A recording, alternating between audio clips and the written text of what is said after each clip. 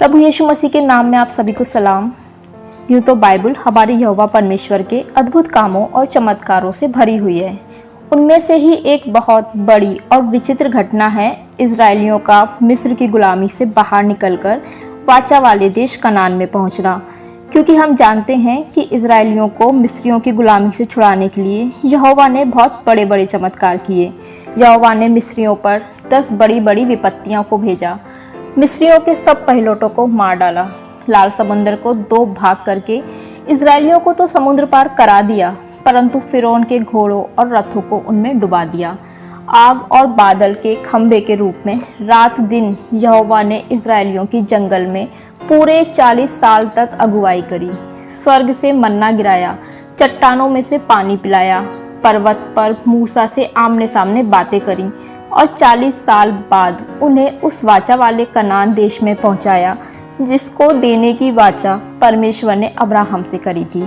उत्पत्ति 15 उसके 13 से 14 वचन में हम पढ़ेंगे, तब यहोवा ने अब्राहम से कहा, ये निश्चय जान कि तेरे वंश पराए देश में परदेशी होकर रहेंगे और उस देश के लोगों के दास हो जाएंगे और वे उनको 400 वर्ष तक दुख देंगे। फिर जिस देश के वे दास होंगे उसको मैं दंड दूंगा और उसके पश्चात वे बड़ा धन वहां से लेकर निकल आएंगे। जिस समय यहोवा परमेश्वर अब्राहम से ये बातें कर रहे थे उस वक्त अब्राहम मिस्र देश से निकलकर कनान देश में रह रहा था।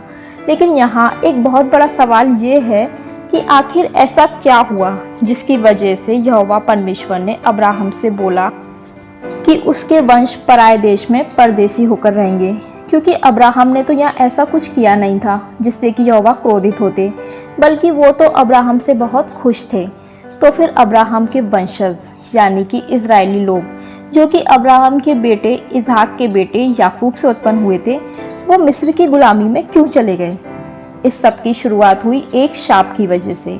जी हाँ, इजरायलियों का मिस्र की गुलामी में जाने का कारण एक शाप था जो नूह ने दिया था अपने बेटे हाम को।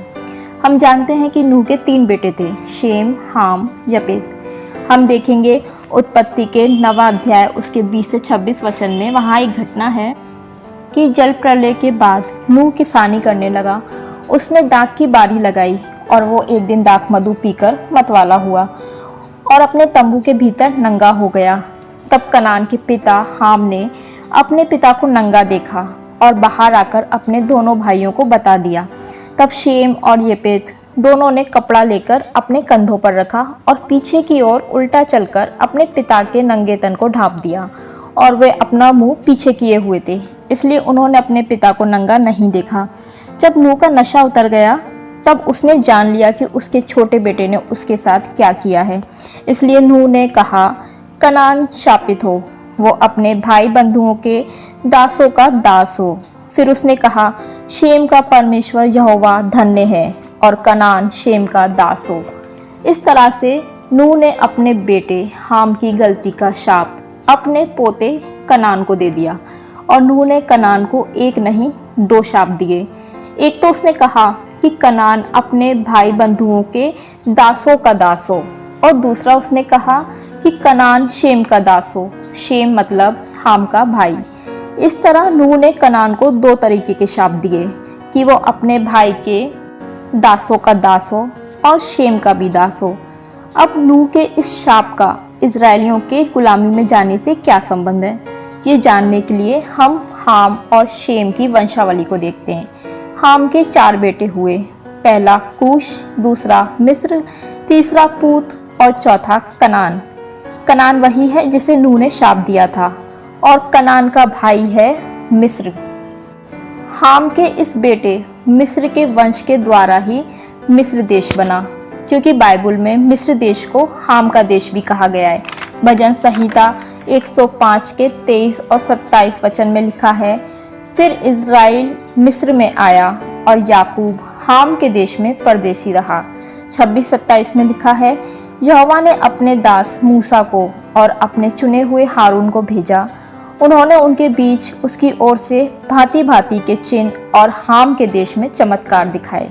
भजन संहिता 106 के 22 में लिखा है, उसने तो हाम के देश में आश्चर्यकर्म और लाल समुंदर के तट पर भयंकर काम किए थे। इस तरह से ये मालूम होता है कि मिस्र देश नूह के बेटे हाम के बेटे मिस्र के द्वारा ही बसाया गया था। इस तरह से नूह का बेटा हाम के बेटे का बेटा कनान और मिस्र दोनों भाई थे। नूह ने कनान को शाप दिया था कि कनान अपने भाई के दासों का दास हो, यानी कि जो कनान के भाई मिस्र के दास होंगे वो कनान पर प्रभुता करेंगे, यानी कि कनान पर प्रभुता करने के लिए किसी को मिस्र का दास बनना जरूरी है। वहीं दूसरी ओर नूह ने कनान को शाप दिया कि कनान शेम का दास होगा। तो अब हम देखेंगे शेम की वंशावली। शेम से अरपक्षद, अरपक्षद से शेला, शेले से एबेर, एबेर से पेलेग, पेलेग से रू से सरूग, सरूग से नाहोर, नाहोर से तेरा, तेरा से अब्राम, अब्राम से इजाक और इजाक से याकूब यानी कि इज़राइल उत्पन्न हुए। अब यहाँ एक सीधा सीधा कनेक्शन जुड़ गया है मिस्र का इज़राइल से और इज़राइल का कनान से। कनान और मिस्र हाम के बेटे हैं, मतलब सगे भाई हैं। वहीं इज़राइली लोग शेम के वंश से हैं, जो कि नूह का बड़ा बेटा है।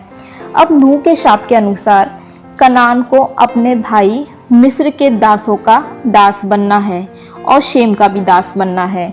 तो इसके लिए यहोवा परमेश्वर ने एक योजना बनाई कि पहले यहोवा परमेश्वर ने इज़राइलियों को मिस्र जो कि शेम के वंश से थे उन्हें मिस्रियों का दास बनाया।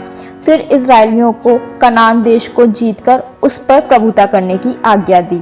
तो इस तरह से नूह के दोनों शाप, यानी कि जो शाप नूह ने कनान को दिए थे कि कनान अपने भाई के दासों का दास और शेम का दास होगा, ये पूरा हुआ।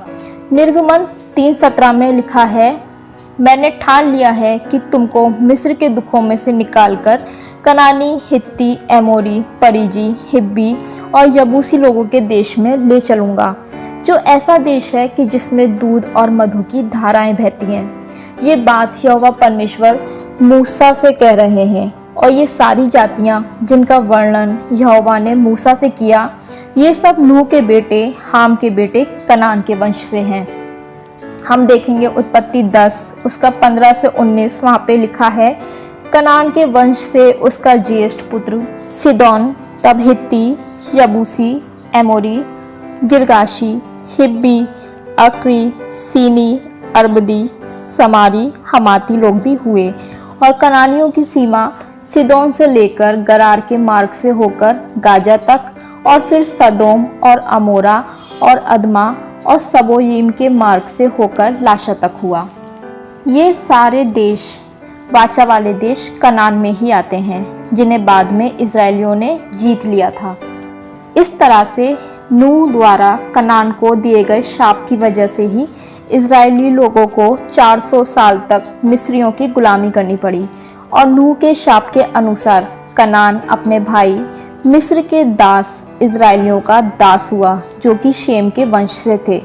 इसके साथ ही नूह के शाप ने कनान के वंश को सही राह से भटकाकर अधर्मी भी बना दिया, जिसके कारण यहोवा परमेश्वर ने उनका विनाश करने की ठानी। क्योंकि उत्पत्ति 15 के 16 वचन में लिखा है, मैं यहोवा अब्राहम से बोलते हैं कि तेरे वंश के लोग चौथी पीढ़ी में यहाँ फिर आएंगे, क्योंकि अब तक एमोरियों का अधर्म पूरा नहीं हुआ है। मतलब कि आगे चलकर अब्राहम की चौथी पीढ़ी के बाद एमोरी जो कि कनान के वंश से हैं, उनके अधर्म के काम इतने बढ़ जाएंगे कि यहोवा उन्हें नाश कर देंगे। इस तरह से आज के इस वीडियो से हमने ये जाना कि इज़राइली लोग एक शाप की वजह से, जो कि नूह ने अपने पोते कनान को दिया था, उसकी वजह से इज़राइली लोग मिस्रियों की गुलामी में गए। आज के इस वचन से सबको बहुत आशीष मिले। परमेश्वर के नाम की महिमा हो। जय मसीह की।